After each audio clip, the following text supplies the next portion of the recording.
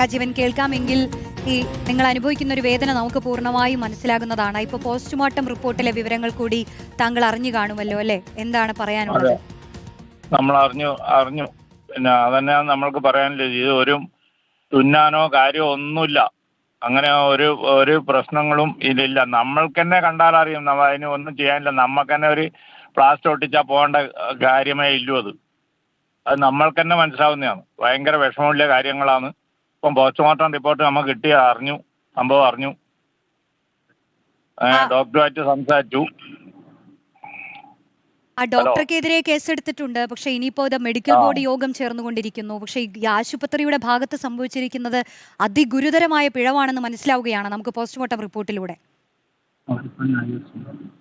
അതെ, അവരിപ്പം ന്യായീകരിച്ചുകൊണ്ടാണ് സംസാരിക്കുന്നത്. ഈ പോസ്റ്റ്മോർട്ടം മറ്റേ ഇവര് ഡോക്ടർമാർ, ആശുപത്രി അധികൃതര് ഇത് മോശമായിട്ടാണ് ഇപ്പം സംസാരിക്കുന്നത്. മനസ്സിലായി. സാധാരണ ഇപ്പോ മുറ്റത്ത് കളിച്ചുകൊണ്ടിരുന്ന ഒരു കുട്ടിയുടെ ചുണ്ടിലൊരു മുറിവുണ്ടാവുന്നു. അതിന് ഒരു ചികിത്സ എന്നുള്ള രീതിക്കാണല്ലോ അല്ലെ നിങ്ങൾ ആശുപത്രിയിൽ പോകുന്നത്. കാര്യങ്ങളാകെ മാറി മറിയുന്നു. പിന്നെ ഒന്നും നിങ്ങളുടെ കയ്യിലായിരുന്നില്ലല്ലോ അല്ലേ? ഒന്നും നമ്മളെ കയ്യിലായിരുന്നില്ല. എല്ലാം അവര് പണം ഉണ്ടാക്കുക എന്നുള്ള ഒറ്റ ലക്ഷ്യമാണ്. പ്ലാസ്റ്റിക് സർജനും 3 ഡോക്ടർമാരും കൂടി ചെയ്തതെന്ന് പറഞ്ഞാൽ, അനസ്തേഷ്യ ഡോക്ടറും കൂടെ ചെയ്തതെന്ന് പറഞ്ഞാൽ ഇതേപോലെ പെട്ടെന്ന് ഓപ്പറേഷൻ ഇങ്ങനെ പ്ലാസ്റ്റിക് സർജൻ ചെയ്തിട്ടും കുട്ടിക്ക് പല പ്രശ്നങ്ങളും വരും, പിന്നെ വളർന്ന് വലുതാകുമ്പോൾ നല്ലതാണ് അവർ പറഞ്ഞത്.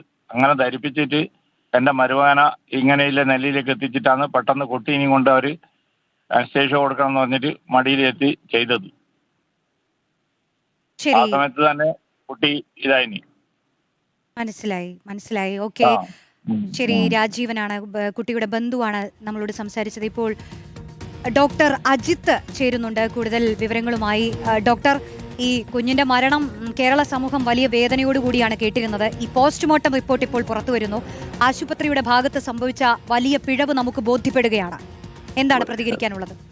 നമ്മൾ ഒരു 3 ദിവസം മുന്നേ നമ്മൾ ആ ഒരു മീറ്റിംഗ് കഴിഞ്ഞ കുട്ടിയുടെ മരണം സ്ഥിരീകരിച്ച ദിവസം തന്നെ നമ്മൾ മീഡിയയിൽ പറഞ്ഞതാണ് അങ്ങനെ ഒരു ആവശ്യം. ആ മുറിവിന് ഇത്രയും ചെറിയൊരു മുറിവിന് ഒരു ജനറൽ അനസ്തേഷ്യ കൊടുക്കേണ്ട കാര്യമില്ല നമ്മളന്ന് വ്യക്തമാക്കിയതാണ്.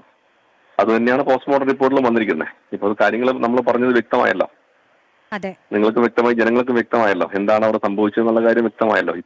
ഇത്രയും ചെറിയൊരു മുറിവിന്, അതായത് ഒരു 8 മില്ലിമീറ്റർ മാത്രം നീളമുള്ള ഒരു 3 മില്ലിമീറ്റർ മാത്രം ആഴത്തുള്ള ഒരു മുറിവിന് പ്ലാസ്റ്റിക് സർജറി ചെയ്യേണ്ട കാര്യമില്ലായിരുന്നു എന്നുള്ളത് വ്യക്തമാണല്ലോ കാര്യം. ഡോക്ടർ, ഒരു 2 വയസ്സിന് താഴെയുള്ള കുട്ടികൾക്ക് ഇങ്ങനെ ചുണ്ടിലോ മുഖത്തോ ഒക്കെ മുറിവ് പറ്റി വന്നാൽ ആദ്യം ചെയ്യുന്ന ഒരു കാര്യം എന്താണ്? സാധാരണഗതിയിൽ പറഞ്ഞോളൂ. നോർമലി നമുക്കിത് ഒരു ജനറൽ അനസ്തേഷ്യ കൊടുക്കാതെ തന്നെ നമുക്ക് ടോപ്പിക്കൽ അനസ്തേഷ്യ കൊടുത്തിട്ട് ലോക്കൽ അനസ്തേഷ്യ കൊടുത്ത് ചെയ്യേണ്ട കാര്യമേ ഉണ്ടായിരുന്നുള്ളൂ. പക്ഷെ ഇത് ഈ മരണത്തിന് ശേഷമാണ് ഈ കുടുംബത്തിന് താങ്ങാൻ പറ്റാത്തൊരു വേദന. ഇപ്പൊ 6 വർഷത്തിന് ശേഷം ആ ദമ്പതികൾക്ക് കുട്ടിയുടെ അമ്മാവനാണ് ഞാൻ, അച്ഛന്റെ അനിയൻ തന്നെയാണ് ഞാൻ. ശരി, അപ്പോൾ എനിക്ക് മനസ്സിലാവും നിങ്ങളുടെ ആ ഒരു ബുദ്ധിമുട്ട്. ഇപ്പോൾ ഈ ഞാൻ പറയുമ്പോൾ ഈ കുടുംബത്തിൽ നിന്ന് തന്നെ നിങ്ങളെപ്പോലുള്ളവരൊക്കെ ഉണ്ടായിരുന്നു. പക്ഷെ എന്ത് ചെയ്യാൻ പറ്റും അല്ലേ? നമുക്കതിൽ ഒരു കുറച്ച് മുന്നെങ്കിലും ഇത് അറിഞ്ഞിരുന്നെങ്കിൽ എനിക്ക് തടയാൻ പറ്റിയിരുന്നെങ്കിൽ ഞാൻ തന്നെ തടഞ്ഞത് ഇത്. പക്ഷെ നമുക്ക് അറിയാൻ പറ്റും, കുറച്ച് വൈകിട്ട് അറിഞ്ഞത്. ജനറൽ അനസ്തേഷ്യ കൊടുത്തതിന് ശേഷമാണ് ഈ കാര്യം തന്നെ നമ്മൾ അറിയുന്നത്. മനസ്സിലായി.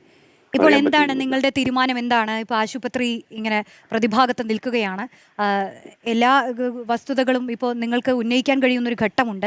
എന്താണ് ഇനി നിങ്ങൾ കുടുംബത്തിന്റെ ഒരു തീരുമാനം? എനിക്കറിയാം അത്തരമൊരു തീരുമാനം മെഡിക്കൽ ബോർഡ് ചേർന്നുണ്ടെന്നാണ് നമുക്കിപ്പോൾ വിവരം കിട്ടിയത്.